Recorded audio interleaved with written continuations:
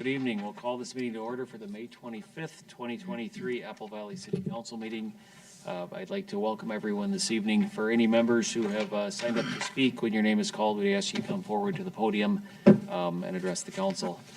First item on our agenda is the Pledge of Allegiance, and I would ask everyone to rise and join us in the pledge.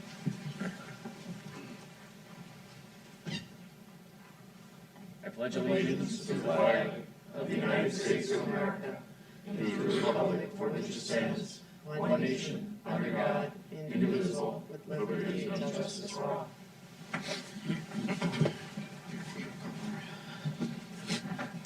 Thank you. The next item on our agenda is to approve the agenda for this evening. And Tom, are there any changes? Good evening, Mr. Mayor, members of the council. I have two items to suggest acknowledgement on your agenda. First one would be under the regular agenda, which is 5B, ordinances related to short-term rental. We did receive some emails from individuals here over the afternoon, so I just wanted to make certain that those were put into the record as part of this evening's discussion, so you should have those in front of you. And then also we have an updated calendar of upcoming events. That's item number 7 on your agenda. Great. So we would take a motion to approve the agenda as updated. So moved. Second. A motion from Councilmember Goodwin and a second from Councilmember Grendel. All those in favor indicate by saying aye. Aye. And opposed, agenda passes. Next item on our agenda is the audience participation portion of our meeting. This is for items that are not on the agenda. As I walked in, I didn't even sign up, but I noticed some people drifted in after that. So do we have anybody who would like to speak to this portion? Again, this is for items not on the agenda elsewhere.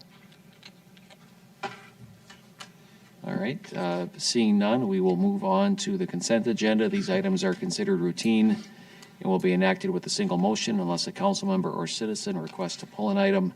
Council members, are there any items you would like to pull from consent? For our citizens in the room, are there any items you would like to pull? Move approval. All right, seeing none, we have a motion to approve from Second. Councilmember Melander and a second from Councilmember Grendel.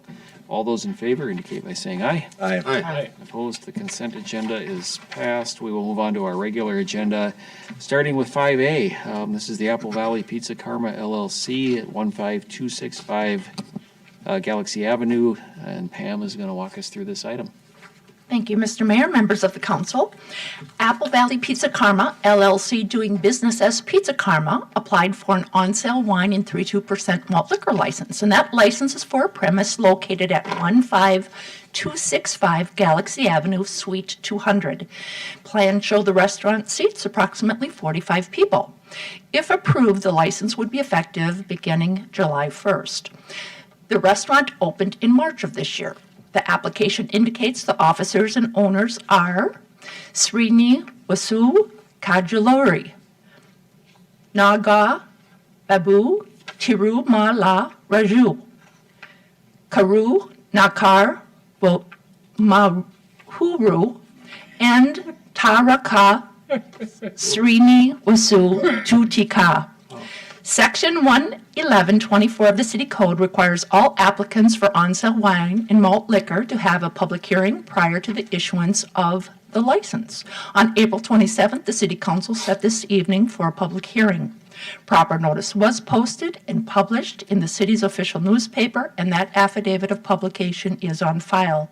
No comments have been received from the public to date. The police department and fire departments have completed the necessary background and site investigations and find no reason the licenses cannot be authorized at this time. There are two items before the City Council this evening. First, the public hearing, and second, pending any comments from the public or questions from the council, action on the resolution authorizing issuance of the on-sale wine and 32% malt liquor licenses effective July 1st, subject to receipt of the necessary documents. There are 3 representatives from Pizza Karma here this evening, and I'm happy to answer any questions you may have.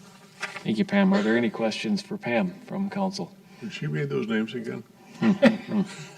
All right, we'll go ahead and open the public hearing on this item. Is there anyone who would like to speak to the on-sale wine and 32 malt liquor license item? Wow, that was hard to say. Wow. Second opportunity for anyone who would like to speak to this item. Final opportunity. We will go ahead and close the public hearing. We would look for a motion to adopt the resolution issuing the on-sale wine and 3.2% malt liquor license. Second. A motion from Councilmember Melander, a second from Councilmember Bergman. All those in favor indicate by saying aye. Aye. Opposed? We do have a couple representatives from the business here. You guys want to come up and just, you want to say anything about, you've been open for a little bit? If you want to come up and say a word or two, feel free. Good evening, everyone. We opened the pizza karma. Yeah, why don't you stay, well, we want everybody who's watching from home to be able to see us, so come on up here and use the microphone. Look the other way. Look, the other yep, The other one. the camera's above my head somewhere, so they'll see you that way. Yep, there you go. The first council. You guys- I know, you guys are fine, you guys are just fine, thank you. Sorry about that. Yeah, good evening, everyone. And we opened the pizza karma on Galaxie like 2 months ago. And we have a blend of, it's a fusion pizza basically. It's a blend of Indian spices and we make dough very special from regular or any other pizzas that you usually taste. I'm sure it's going to be a different experience whoever wants to try it out. And we opened the free deliveries also for, like a 2 to 3 miles radius within our Apple Valley, Lakeville, nearby cities. Yeah, and thank you for having us here today and Thank you, appreciate you. thank you, absolutely. Yep, the food's good, we've enjoyed it every time we've been there, and so look forward to adding this to your menu. Yeah. Thank you. Thank you again. All right, the next item on our agenda is 5B, which is to review ordinances regulating short-term rentals. This is a first reading this evening. So, Tim, I'll turn it over to you. You guys are fine. If you guys want to duck out, you're welcome to stay, but you won't offend us if you take off. So, thank you. Thank you, guys. Thank you, Mr. Mayor, members of council. Before you tonight, you have 2 ordinances in your packet for review. This is the first ordinance refers to amendment to Chapter 122 of the City Code regarding specifically regarding rental registration regulations. The second amendment affects Chapter 155 of the code regarding short-term rental of residential properties. Proposed amendments to City Code Sections 155.003, 382, and 363, which we'll get into very quickly here. There's also a separate section amendment to Section 122.03, which is that rental property registration.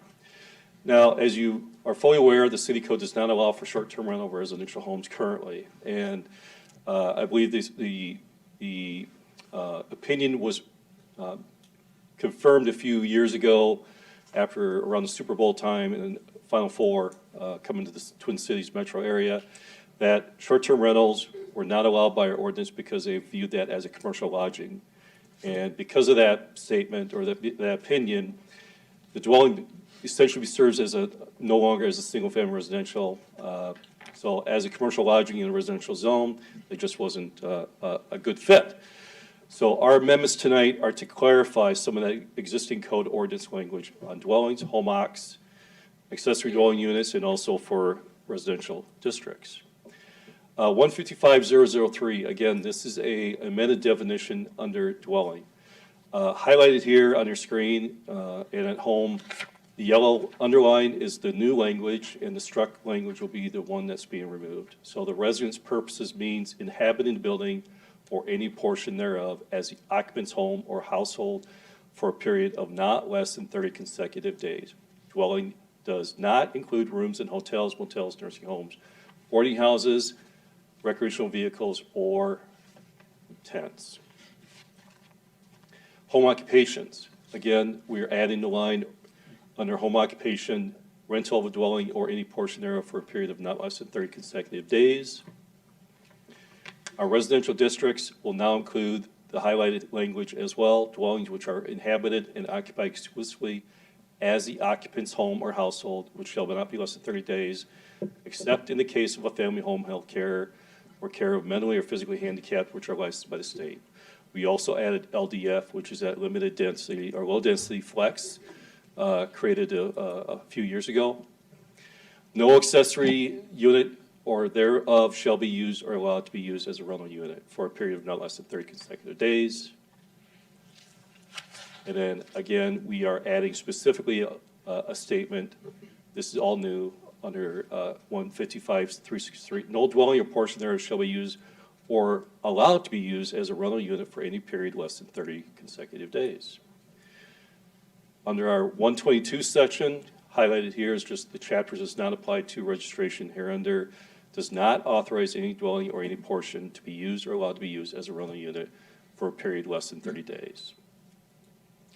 So, how we got here on prior to this March 15th, you may recall City Administrator Lowell and staff presented some preliminary information on this. We were given a direction to start working on this with our city attorneys. On March 15th, we presented our first iteration or drafts to our planning commission, which they conducted a public hearing. We got some good comments, both for and against at that time. Noted for the record, they held that off on that, any decision that night. On April 5th, they came back, reopened the amendment. They allowed for some additional public comments. After all the comments and all the discussion with staff and even with their own city attorney, a motion was made to approve the ordinance, but that failed on a 3-3 vote. We also provided you with this update at a May 11th review that a further motion was made to further study. However, the council at that informal meeting on May 11th said, we'd like to forego that study at this time, however, leave it open in case we want to in the future for additional rental studies if we need to. So before you tonight is a planning staff report with recommendations, without an official recommendation, but we are asking for review of the ordinance chapters 122 amendments and also to amending chapter 155. This is a request for consideration for both ordinances on first reading only. We will have the second reading brought back if you so choose at the next available meeting. With that, I will stand for any questions if you have any. Are there any initial questions for Tim from council? Councilmember Goodwin. Yes, Mayor. When we talked about this before, one of the reasons this issue came up is we had people that were doing weekend rentals and that kind of thing. And if I remember, one of the reasons that came up is we had a number of neighborhood complaints. The one I remember the most is the one that, and I'm not sure which one of the homes it was, but one of the homes rented it out, and suddenly the whole cul-de-sac was full of cars, 9 or 10 cars for the entire weekend. So I don't know how that happened, because first of all, we don't have on-street parking, and we've had a number of other complaints. And is that how you recall it? Councilor Goodwin, Mayor, members of council. So the 4 homes that we have under observation right now were due to a direct complaint from a neighbor or neighbors. Upon investigation and some sleuthing on some websites, we determined that there were 3 operating Airbnbs, so to speak, or short-term rentals, and those homeowners were notified, and we've held off on any final action or code action on them until this ordinance was adopted. Councilmember Bergman, you were next. Thanks, Mayor. Tim, in this, consider both ordinances for the first reading only. I understand that, but once it doesn't come back to us, or it doesn't come back to us right away, it goes to planning first? No. And it comes to us? I'm sorry. Back to us. You They can, don't get no review of this, They're tied 3-3, John. which, They've had a look. I mean, I think that's an action we could take, would be to send it back to planning if council were to so choose. I don't want to send it back to planning. No. Thank you. okay, We may have a few members of the, sorry, John, I cut you off. Did you have something to I add want to to that? say something. All right. It can wait, it's Um, the first reading. So we may have a few members of the public who would like to speak on this. Since we have a first reading and an opportunity to do that, I'd like to open that up. We don't have a big audience. I would ask to keep the comments short and on point, just because, right, it's 7:30 in the evening and people, we don't need to beat these all to death, but absolutely want to open up for some comments. If anyone would like to speak on this, please come forward, state your name and address for the record, and we'll go from there.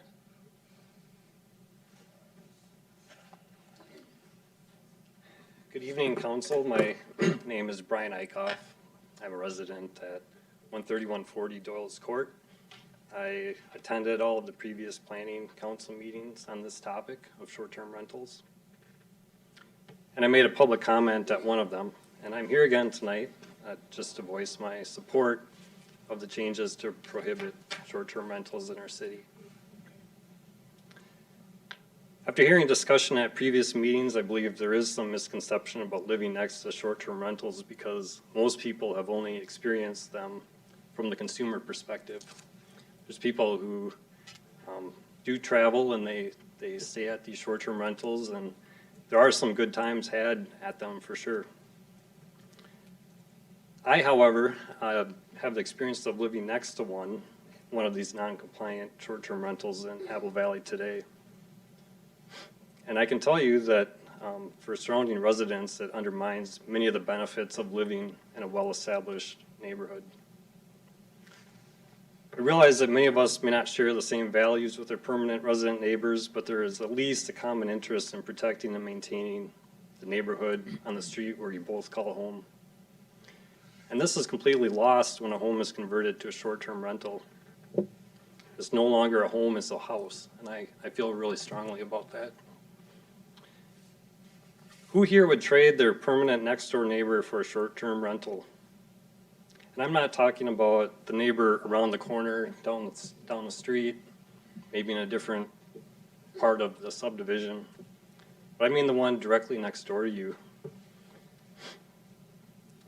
I might not even be here tonight if I myself wasn't in close proximity to a short-term rental. And I must ask, if you were willing to trade for one, how bad must your neighbor be that you would be willing to risk the uncertainty of getting a new random neighbor every night of the week? So I think it's difficult for many people to relate to that. And I'll also say that perhaps the most relatable comparison to living next to one might be having a perpetual virtual for sale sign next door, never knowing who may pull into the driveway. I think many operators of short-term rentals themselves have not experienced the anxiety that comes with having such unpredictable neighbors. And it's unlikely that they would choose to live next to one themselves if it weren't for their own financial gain. I also wonder who would buy a home if they knew that it was next to a registered short-term rental. I don't think I would. Would you? And what effect would that have on my property value?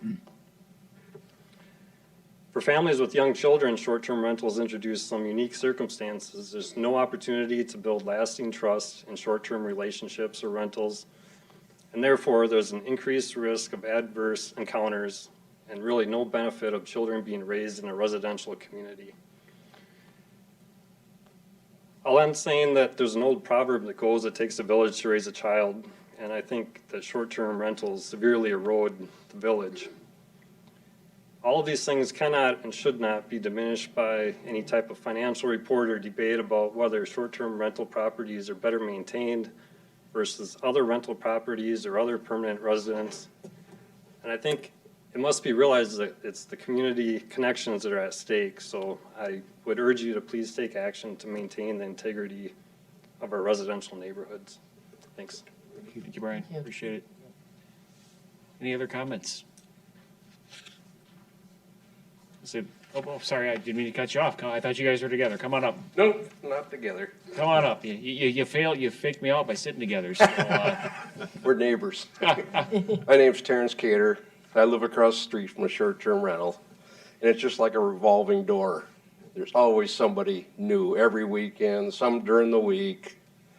You never know who's gonna be over there. You don't leave your garage door open because you don't know if it's gonna be ripped off next week.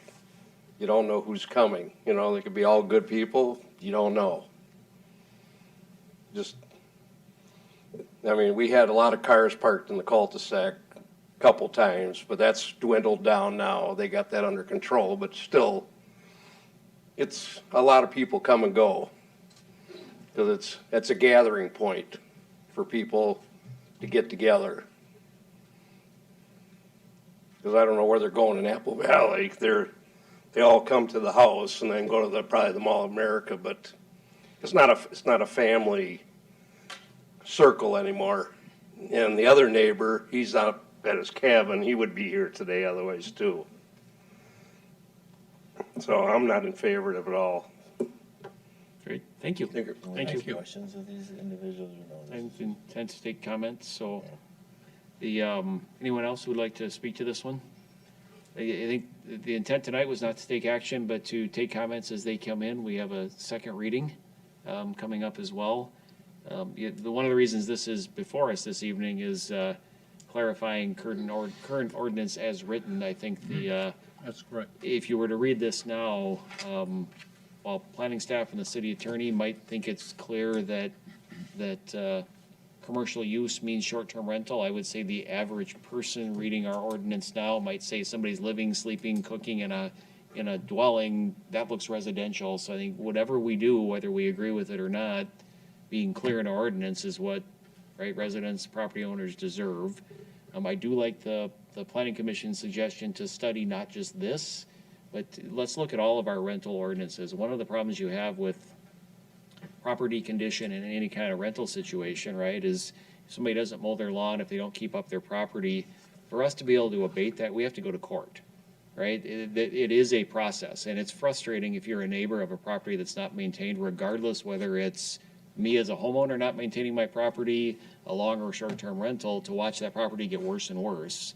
And so, right, I think studying where our rental ordinances are and can we do something that has some more teeth to be able to get ahead of property conditions without needing to go to court and get permission to enter the property and abate something, right? Most of us would like to say when you get a letter from the city, you take care of your stuff, right? And you get a fine if you don't. Well, that fine doesn't do anything to improve the property condition, right? All it does is make somebody have a citation to pay. It doesn't force them to improve the property. So I think I'd like us to talk about how we can use rental ordinances to improve some of our rentals and keep the condition up, versus to just, banning things type of things. So we can attack that another time, but I think that would be a good outcome of this one. So, Tom?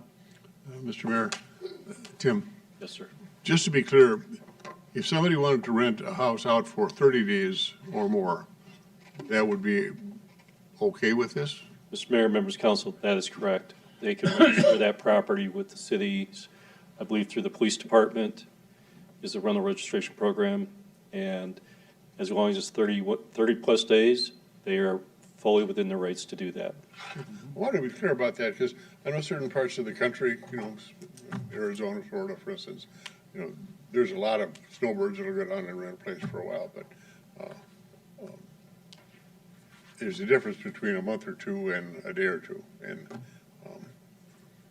my dad years ago had a second house, and we rented that out, and there were just a few, but often enough that it was a big problem. So I don't see the crying need that would be addressed by allowing less than 30-day rental.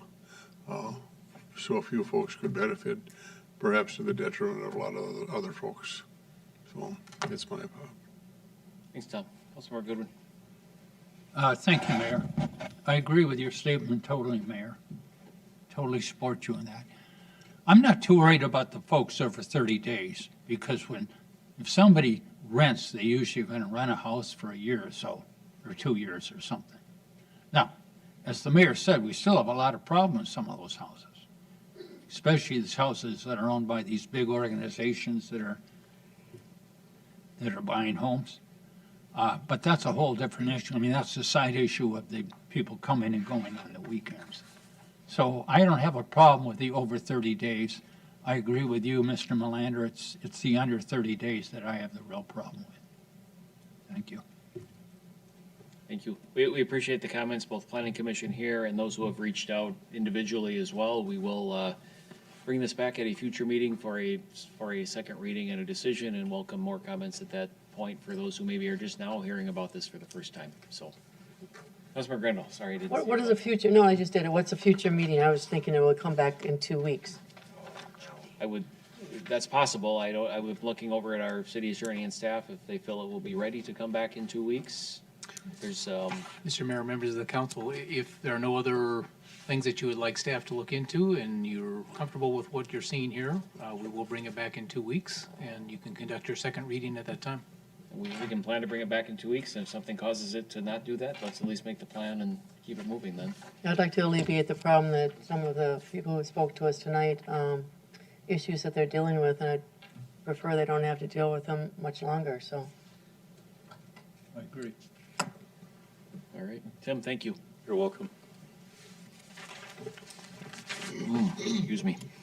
Next item is our staff and council communications, and I'll look to Tom. Are there any updates according to my screen? Apparently we need some, but are there any staff communications? Mr. Mayor, just a reminder that city offices will be closed on Memorial Day, coming up here on Monday, and just for those that wish to help honor U.S. military members that have died while serving their country, we do have 2 events coming up on that day. There will be an honor guard service at Lebanon Cemetery on May 29th at 9 a.m., and that will be followed with a memorial ceremony at the Apple Valley American Legion post-1776, and that is at 11 o'clock. So a couple of opportunities for the public to partake in. Thank you. I would also just add that it is Public Works Week, and Tom and I were out at CMF today with a hosted lunch for our Public Works staff and some recognition. As I mentioned out there, I started my morning with a glass of water, and it came out clean the minute I turned the tap on, and when I hit the flush lever on the toilet, it neatly went away to a place I have no idea where it went, right? We have streets that are not perfect after a hard winter, but much better than other communities around us, and that doesn't even begin to touch on the work of our natural resources staff and all those folks in the office. So just thank you to everyone in our Public Works group for all those kind of quiet behind-the-scenes things that make Apple Valley a good place to live. Council, any other comments? A calendar of upcoming events. Our next informal city council meeting is Thursday, June 8th at 5:30. Our next regular city council meeting is Thursday, June 8th at 7. And as Tom mentioned, the city offices are closed on Monday, May 29th, in observance of Memorial Day. We have a motion to approve the calendar. So moved. Second. A motion from Councilmember Bergman, a second from Councilmember Grendel. All those in favor indicate by saying aye. Aye. Opposed? And do we have a motion to adjourn? So moved. Second. A motion from Councilmember Grendel and a second from Councilmember Bergman. All those in favor indicate by saying aye. Aye. All right, thank you. We're adjourned.